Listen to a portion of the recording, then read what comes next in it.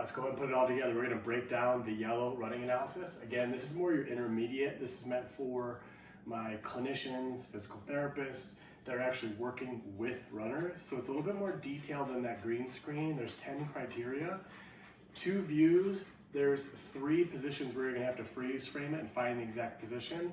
With that also being said, make sure you're filming in slow motion or at least 60 frames per second. Down to 30 and below, when you're going between frames to try to find that exact moment, it might be very blurry or skip through. So at least 60 frames per second, if not slow motion, where it's like 120 or 240. So let's go and break this down. So back in the day or previously, what we would look at is we would look at where you land. We look at where the center of mass was, we look at the knee flexion angle, measure the angle of the foot. What I found through the years is leaning this out, less is more. So what I did for this is I find that exact moment where the bottom of the foot is flush, the weight is to the middle of my foot, and from there, that's where we're going to be our measurement between our tibia, the bottom bone, and my torso. So that brings us to our first criteria, which again is pass-fail. You can see the malleoli and the lateral condyle is where we're going to go. And we're going to draw a line between those two, again bisecting that torso. And I want to see, are those parallel? If they are, pass. If not, we'll go over later some things to do. If you are not, most commonly you're going to be overstriding and you're going to see that being going towards you or something with a posture up here. So parallel. The next criteria is we're going to take those same 2 lines and we're still looking for tibia parallel with the torso. But we're going to mid stance. Mid stance is this lowest position. It's the point where both thighs are parallel. And I'm going to have to tweak it slightly to make sure I'm still on line. Lateral malleoli, lateral condyle of the knee. And again, adjusting to be bisecting the midline. The opposite of mid stance, where it's the lowest, peak flight is the highest. So I've talked ad nauseum about running is about going forward, not up and down. So I'm going to find the exact moment where I'm at the peak height, and then I'm going to check, is my foot, my back toe, still in contact with the surface or the treadmill? If I'm getting to that top point and my foot is way up in the air, I'm having too much of this vertical displacement. Again, it's about going forward. So keep that in mind. So now the dynamic phase. This is where we don't stop and freeze frame it. We're looking throughout, spot checking. Do the wrists stay below the elbows?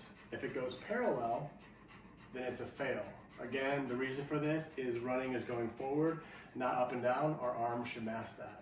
Look at the back view. So with the back view, we're looking for symmetry. So with this, the same position, so in the side view, we looked at 3 things. Initial foot flat, mid stance, which is that lowest point.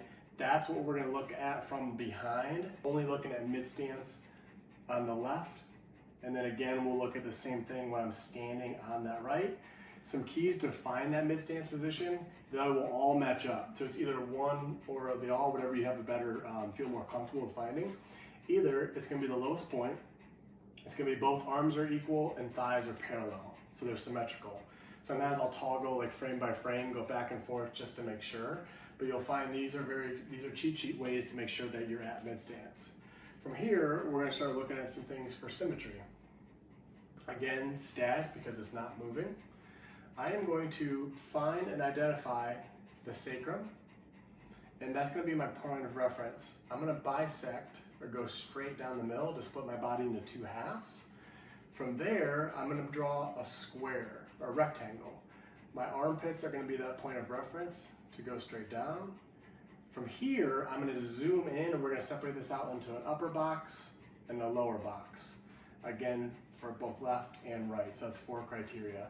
So from here, I'm looking for shoulder being level. Am I side bent too much towards one side versus the other? If it's symmetrical, pass. If it's a fail, we'll go on and we'll address that later. Same idea with the lower.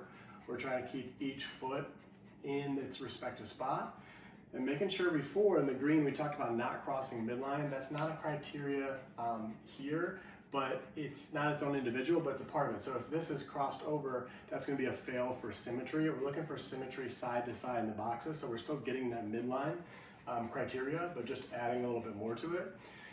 The other thing that I talk about with this is be careful of error, of two-dimensional error. Because it's not three-dimensional, there's 3 planes of movement. Two-dimensional, the transverse plane, which happens in this, can be skewed by your camera. So making sure that your camera angle is dead on the center. So again, for our next criteria, it's dynamic. We've got 2 left. Same idea with the upper and lower. We're trying to make sure, do the wrists stay inside of the elbows, making sure we're not flailing out towards the side. Same idea with the legs. I want to make sure the ankle stays inside the knee. This is to kind of catch those weavers, those people that you'll see that kind of weave around, and making sure we're staying in this straight, the sagittal plane.